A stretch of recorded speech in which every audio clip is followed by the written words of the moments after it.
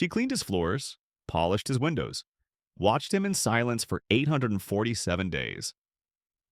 But when his empire started bleeding to death at midnight, Ivy typed 6 words that froze a 60-second countdown and exposed a betrayal he never saw coming. Who was she really? And how did the woman he never noticed become the only one who could save him? The penthouse sat 50 stories above Seoul, glass walls reflecting a city Gyu-min believed he owned. He stood before 6 curved monitors, the glow painting his sharp features in cold blue light. His neck bore a dragon tattoo that seemed to pulse with each heartbeat. Tonight was the night, the $8 billion international merger that would legitimize his empire and erase 15 years of blood. Mr. Choi, your 11 p.m. call with the Singapore board. His assistant's voice crackled through the intercom. Gyu-min didn't respond. Kings don't acknowledge servants. Behind him, in the shadows near the marble kitchen island, Ivy moved like water. Black woman, mid-30s, her hands guided a microfiber cloth across surfaces already spotless. Her uniform was crisp, her hair pulled into a tight bun, her eyes saw everything. She glanced at the leftmost monitor. A string of code flickered, barely noticeable.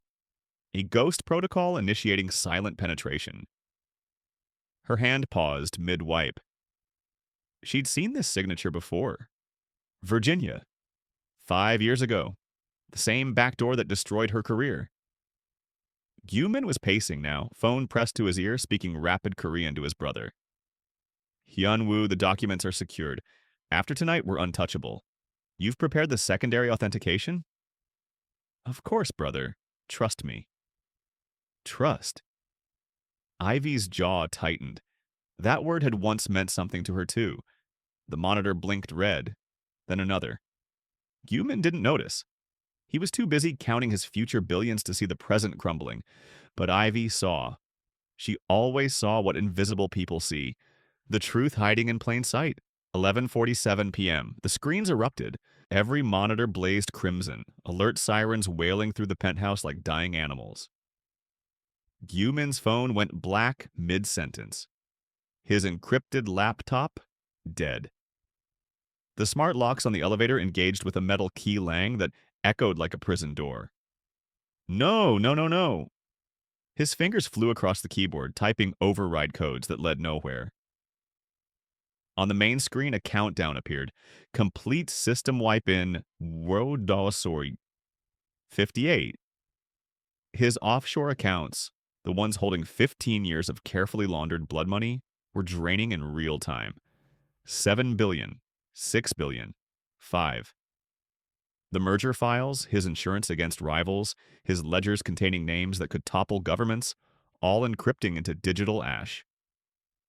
Zhao 43. Someone answer! Gyu-min roared into his dead phone. His security team, his tech experts, his brother. Silence. For the first time in his life, the dragon of Seoul tasted helplessness. It was bitter and cold, like drowning in deep water. Vo. 31. A soft voice cut through. His panic. Quiet. Steady. American accent. Your brother just stole everything. Gyu-min spun. Ivy stood 3 feet away, her cleaning cloth still in hand, her dark eyes reflecting the red warning lights. Not afraid, not confused, certain. What did you say? His voice cracked. 6 words, Mr. Choi. She stepped closer, each word landing like a stone in still water. Your brother just stole everything. 00:19. Time fractured, the countdown, her face, the impossible truth in her eyes. How could you possibly— 17 seconds, Mr. Choi. You can spend them questioning me, or you can move out of that chair and let me save what's left. The invisible maid had just spoken the unspeakable, and somehow, impossibly, he knew she was right. You're insane. Gyu-min's hands trembled over the keyboard. Hyun-woo is my blood. We built this together. You're a maid? Ivy's voice remained level, but something sharp glinted beneath it. I've been your maid for 2 years, 4 months and 7 days. I've watched you ignore me 847 times. But right now, Mr. Choi, I'm the only person in this building who knows what a ghost protocol looks like. Rixork Yasoer. 9. She moved beside him, her finger pointing at the screen. See that? Secondary authentication was disabled from inside your network at 10:23 p.m. Only 2 people have that access, you and your brother. You were on a call. That leaves one person. He wouldn't. But Gyu-min's voice died. He thought of the phone call, Hyunwoo's strange calmness, the way he'd said trust me with just a beat too much emphasis. Jurob ma serewa uo fusier. Mr. Choi, move! Something in her command, the authority of someone who'd done this before, broke through his pride. He stumbled backward. Ivy slid into his chair, her fingers already flying across the keyboard before she even sat down. Juro powers workout. No, her hands moved like a concert pianist, typing commands he'd never seen. The countdown froze at 00001. The red screens flickered amber. The wailing sirens choked into silence. Gyu-min's legs gave out. He caught himself against the desk, his dragon tattoo seeming to writhe in the monitor's glow. He stared at the back of Ivy's head, this woman he'd walked past 847 times without truly seeing. Who are you? He whispered. Ivy's fingers never stopped moving. Someone who knows what betrayal tastes like, Mr. Choi. And unfortunately for your brother, someone who's very, very good at stopping it. The amber lights held steady, but Ivy's expression remained grim. I stopped the wipe, but we have a bigger problem.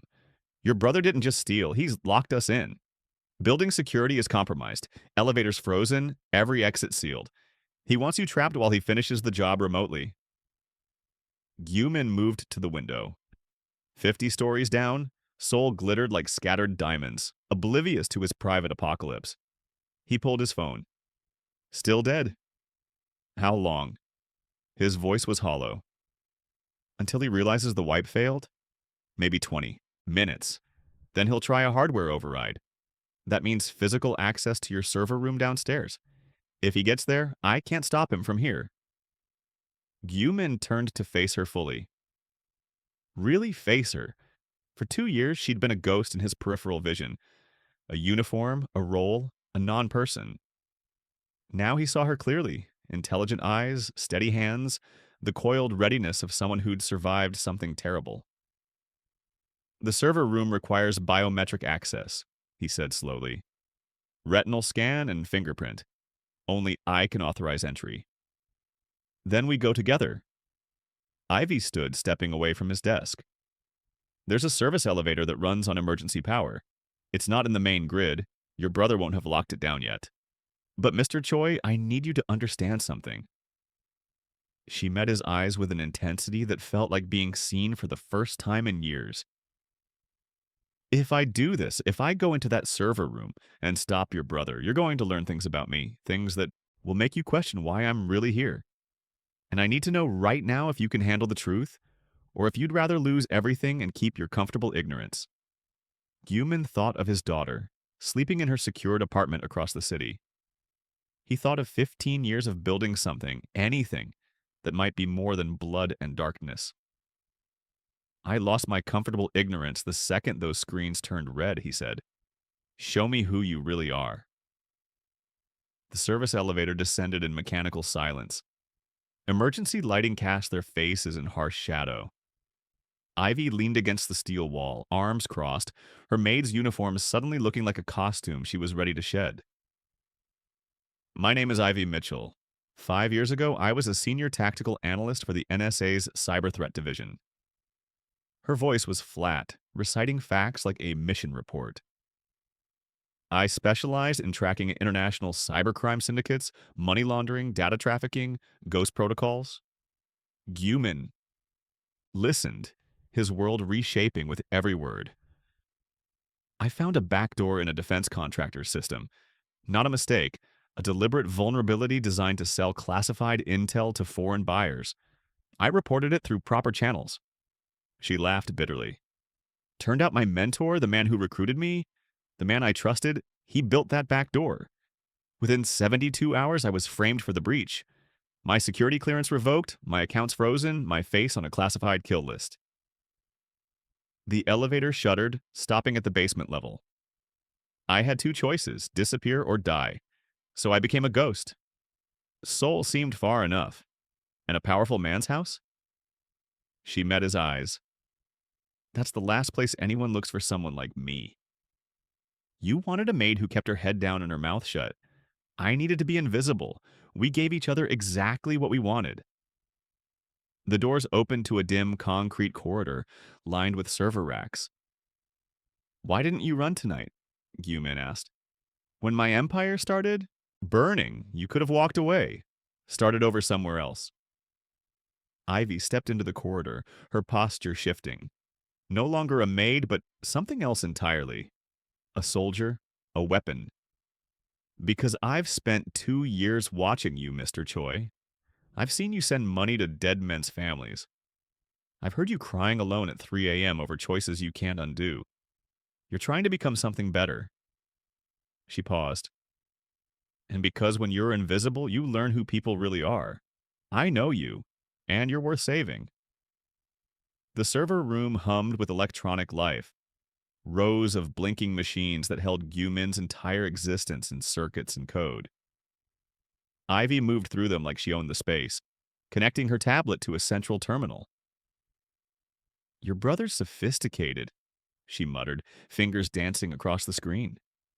He's using a cascading encryption worm. Every minute it spreads deeper, harder to extract. But he made one mistake. He's arrogant. He thinks no one else knows this system, like he does. Gyu-min watched her work, feeling useless for the first time in 15 years. What can I do? Talk to me. She didn't look up. Tell me about Hyun-woo. When did it start? He leaned against a server rack, the cool metal grounding him. We were kids in Busan, dirt poor. Our father was a dock worker who drank himself to death. Hyun-woo and I... His voice caught. We survived together. Built this empire from nothing. I thought we wanted the same thing. What thing? Freedom, legitimacy. A life that wasn't just survival. He touched his dragon tattoo unconsciously. This merger was supposed to be our exit. Clean money, real power. I was going to step back, let him run operations while I focused on my daughter. Ivy's hands paused. You have a daughter? G1. She's 8. Lives with her mother. My ex-wife who couldn't handle what I became. I'm trying to give G1 a different life. One where her father isn't a monster. His voice cracked. That's why this merger mattered. It was my redemption. Ivy looked at him then, really looked, and he saw recognition in her eyes. The recognition of shared pain. My father was a pastor, she said softly. He taught me that everyone deserves a second chance. Even when I was framed, even when my own country wanted me dead, I held on to that. She smiled sadly. Maybe that's why I stayed tonight. Maybe I still believe people can change. The server screen flashed green. 60% recovered. For a moment, in the humming sanctuary of that basement room, the Mafia boss and the ghost found something neither expected. Understanding. The server room door exploded inward. Hyun-woo stood in the entrance, flanked by 4 armed men in tactical gear. He was younger than Gyu-min by 3 years, handsome in a cold way, his smile sharp as a knife. Brother, he said, the word dripping with mockery. And the maid. How unexpected. Gyu-min stepped in front of Ivy instinctively. Hyun-woo, what have you done? What? You were too weak to do. Hyun-woo walked forward slowly, casually, like he had all the time in the world. You wanted to go legitimate? To play businessman? To abandon everything we built for some fantasy of redemption? He spat the word. You're pathetic. The merger was for both of us. The merger was your suicide note. Hyun-woo's composure cracked. You were going to bury our real business, sanitize everything, turn us into corporate sheep. Well, I found better partners. Titan Systems offered me triple what Singapore did, and all I had to do was deliver your empire on a silver platter. Ivy's voice cut through. You sold him out for money you'll never see. Titan doesn't honor deals with traitors.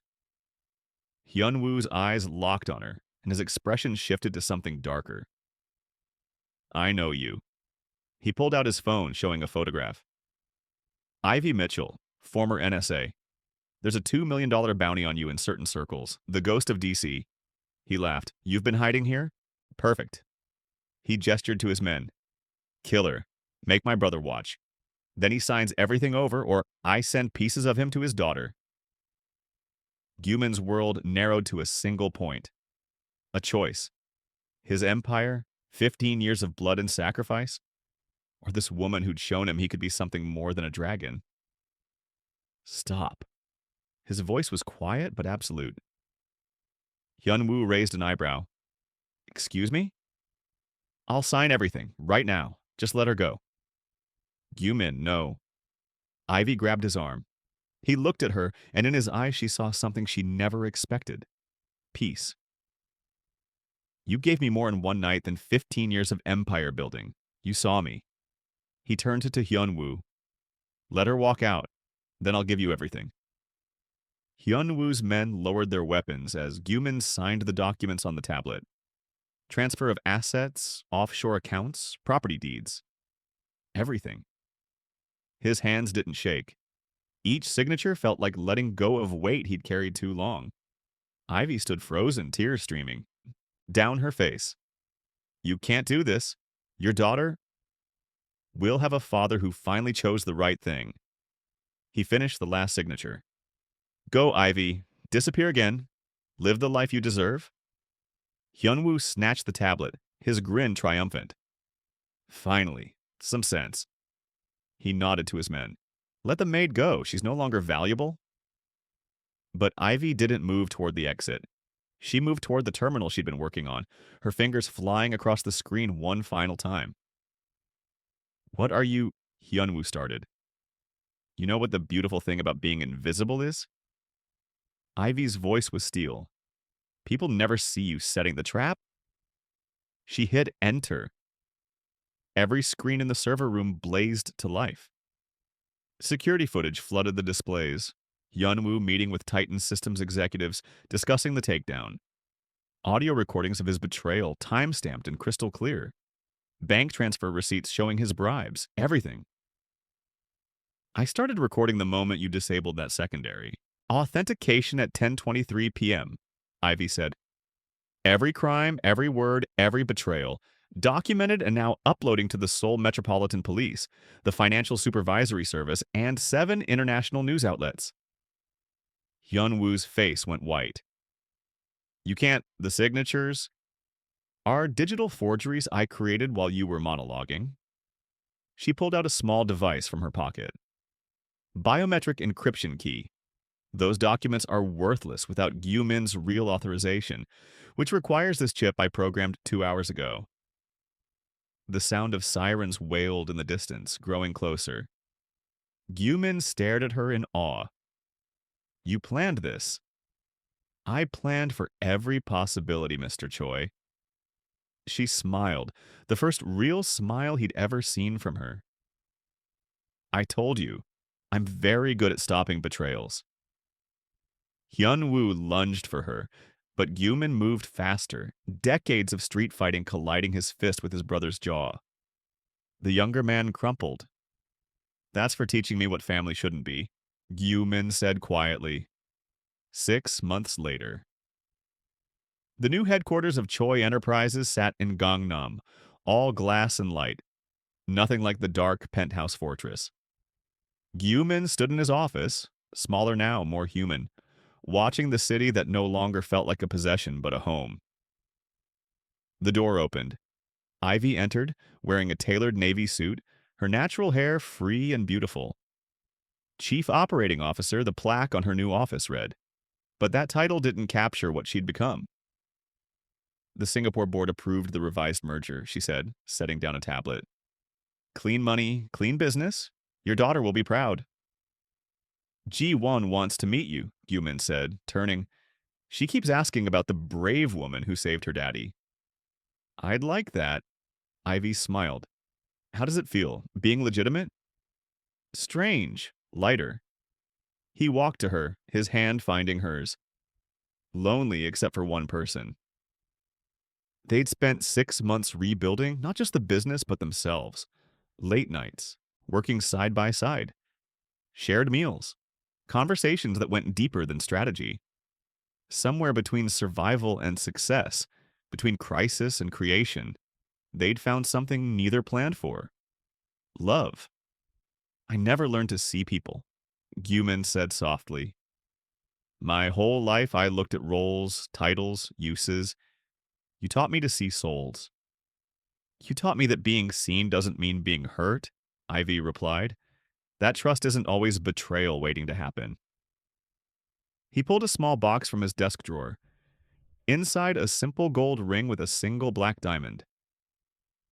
I'm not good at pretty words, but I know that 6 words changed my fate that night. So here are 6 more. Will you build this life with me? Ivy's eyes filled with tears. Yes, yes, God, yes. As he slid the ring on her finger, the morning sun broke through Seoul's skyline, flooding the office with light. They stood together, the reformed dragon and the woman who'd emerged from invisibility, no longer hiding, no longer alone. The empire was gone, but something infinitely more valuable had taken its place. Before you go, I want to ask you something. Have you ever had someone see the real you when everyone else just saw a role? Tell me your story in the comments. And if this story touched your heart, hit that subscribe button because we're just getting started. Next time, I'll show you what happens when the invisible become indispensable. Until then, remember, the person you're overlooking might be the one holding the key to everything you need. God bless.